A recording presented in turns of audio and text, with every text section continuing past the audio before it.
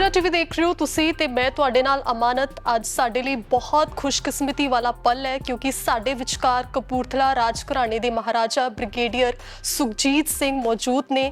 ਉਹਨਾਂ ਦੇ ਨਾਲ ਅੱਜ ਗੱਲਬਾਤ ਕਰਾਂਗੇ, ਉਹਨਾਂ ਦੇ ਪਰਿਵਾਰ ਬਾਰੇ, ਉਹਨਾਂ ਦੇ ਦਾਦਾ ਜੀ ਬਾਰੇ ਜਾਣਾਂਗੇ ਕਿ ਕਿਵੇਂ ਉਹਨਾਂ ਦੇ ਦਾਦਾ ਜੀ ਨੇ ਪੰਜਾਬ ਦੇ ਲਈ ਕੀ ਕੁਝ ਕੀਤਾ। ਸਰ ਬਹੁਤ-ਬਹੁਤ ਸਵਾਗਤ ਹੈ DainikSavera ਤੇ। ਸੋ ਸਾਡੇ ਵਿਚਕਾਰ ਵੀਰ ਪ੍ਰਤਾਪ ਸਰਦਾਨਾ ਵੀ ਮੌਜੂਦ ਨੇ। ਸੁਖਜੀਤ ਗਰੁੱਪ ਆਫ ਇੰਡਸਟਰੀਜ਼ ਦੀ ਚੌਥੀ ਪੀੜ੍ਹੀ ਮਹਾਰਾਜਾ ਜੀ ਨਾਲ ਗੱਲਬਾਤ ਕਰਨਗੇ ਉਹ ਤੇ ਆਓ ਜਾਣਦੇ ਹਾਂ ਕਪੂਰਥਲਾ ਰਾਇਲ ਫੈਮਿਲੀ ਬਾਰੇ। Today it's my absolute honor to be in the renowned company of His Highness Brigadier Sukhjit Singh of the Kapurthala dynasty. Being born to the Crown Prince Paramjit Singh Sahib Bahadur, His Highness is a living example of the glorious Kapurthala royal family. He is also the bearer of the Mahavir Chakra awarded to him for his leadership in the 1971 Indo-Pak War. Brigadier Sukhjit Singh is the grandson of the legendary king Jagjit Singh, who's known for his unparalleled vision, foresight and progressive views. So, without further ado, my first question to you is, Your Highness, could you kindly shed some light on how Maharaja Jagjit Singh modernized the state of Kapurthala during his reign? I think one of the most interesting facets of my grandfather's rule was his uncanny ability from his travels abroad to pick up some of the modern trends that he saw in the legal systems, the law and order systems, the educational systems, and all the other public utilities which he visited and saw functioning abroad during his tours in Europe and America, that he would bring back some facet and incorporate it in the administration of Kapurthala to the extent possible, so as to try and bring to the people of Kapurthala the amenities that he saw abroad. It's wonderful to hear how he got so many facets from outside of India when he traveled on all his tours, and he incorporated that into our system, and we can see how it's flourishing across Punjab today. Moving on to my second question, how would you describe Maharaja Jagjit Singh's relationship with the British bureaucracy and with the British officers who were closely involved in the administration of the state during his reign? Well, having been brought up under the regency of British officers who administered the state during his minority, my grandfather had a very close working relationship which built itself into a personal relationship with eminent people who were his appointed to run the administration, like Sir Lapel Griffin and Conrad Caulfield and people like that, who were legends in their own field of work and with whom he developed a working relationship. He was deeply immersed in the British system of governance, and which he admired because of the legend, in those days, the legendary habit of the British fair play, which they insisted on adopting everywhere they went, to a greater or lesser degree, copied around various colonies as well.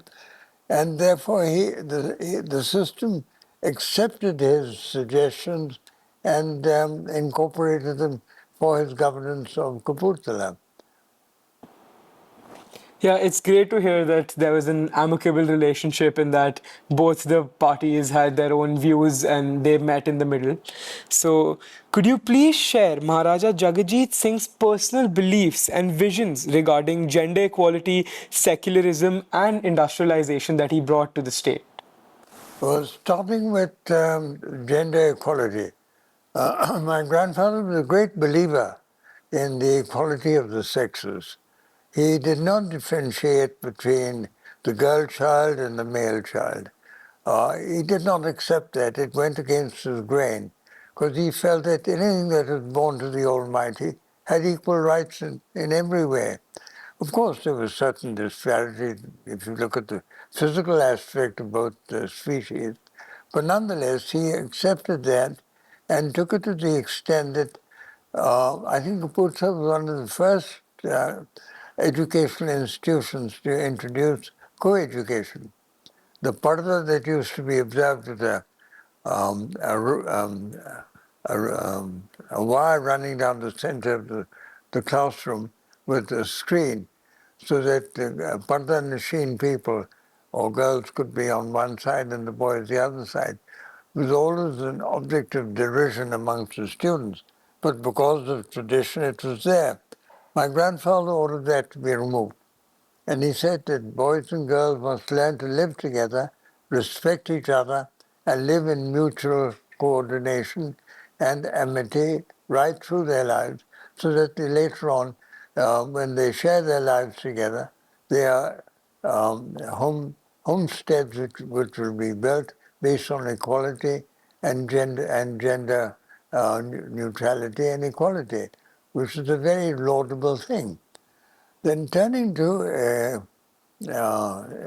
industry, I think here he was at a slight disadvantage because Kapurthala by itself is offset from the main arterial highways which connected Delhi to Lahore and on to Peshawar.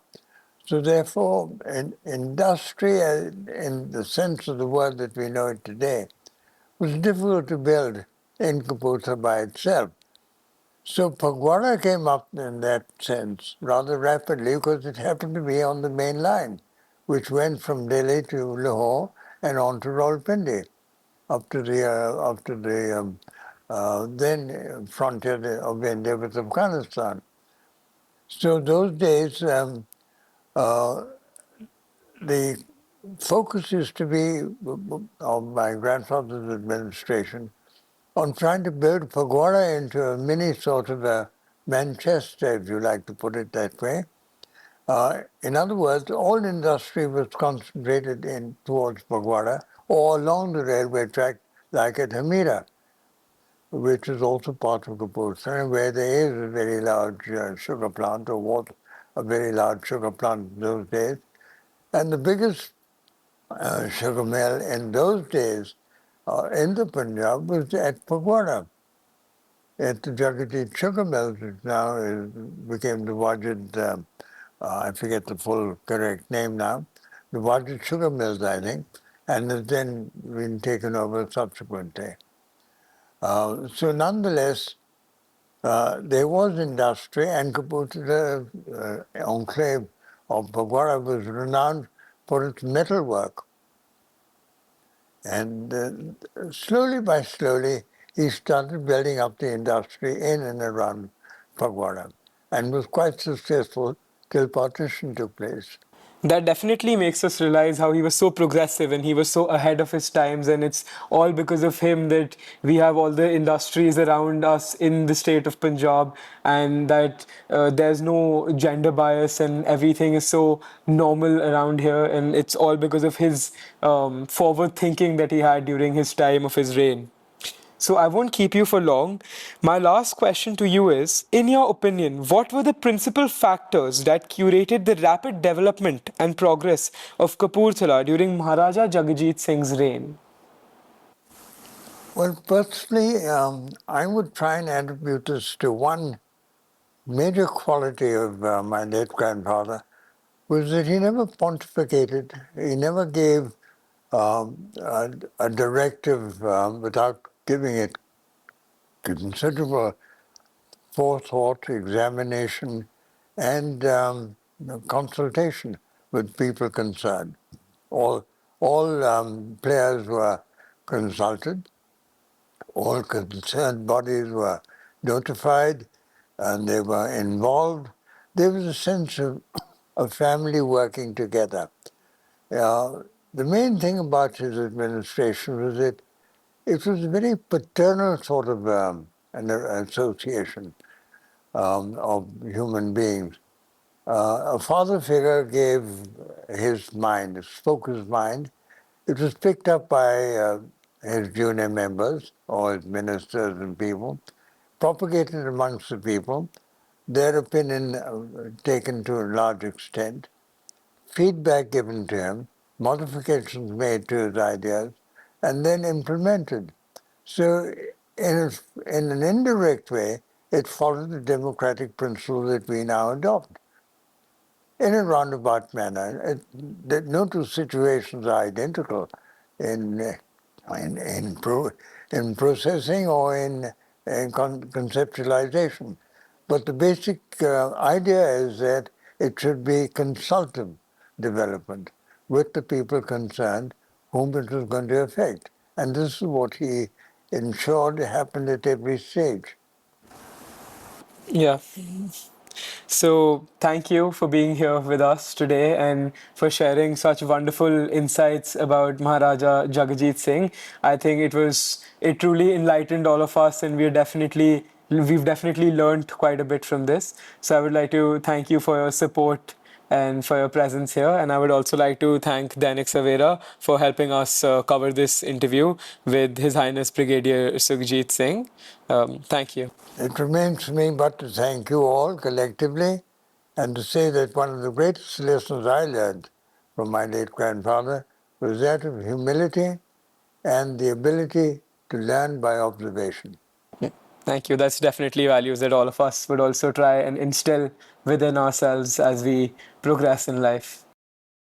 Thank you. Maharaja ਸਾਹਿਬ, ਤੁਸੀਂ ਅੱਜ ਜੋ ਆਪਣੇ ਪਰਿਵਾਰ, ਆਪਣੇ ਦਾਦਾ ਜੀ ਮਹਾਰਾਜਾ ਜਗਜੀਤ ਸਿੰਘ ਬਾਰੇ ਜੋ ਕੀਮਤੀ ਗੱਲਾਂ ਸਾਡੇ ਨਾਲ ਸਾਂਝੀਆਂ ਕੀਤੀਆਂ, ਉਸ ਦੇ ਲਈ ਬਹੁਤ ਦਿਲੋਂ ਧੰਨਵਾਦ ਤੁਹਾਡਾ।